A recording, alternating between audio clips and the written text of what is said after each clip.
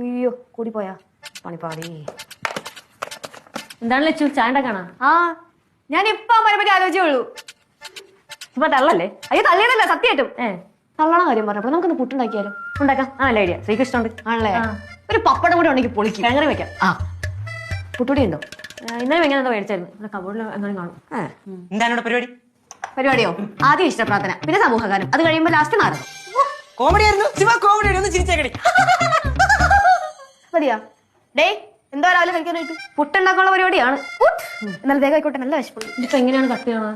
Sister വല്ലതും ഉണ്ടോ? അതെ, പരമ്പരാഗതമായി ഇത്തരം കവറുകൾ പൊട്ടിക്കാൻ അനുവർത്തിച്ച് വരുന്ന ചില പ്രത്യേക രീതികളുണ്ട്. കാണിച്ചു തരാം. അയ്യേ എന്താ ചെയ്യുന്നത്?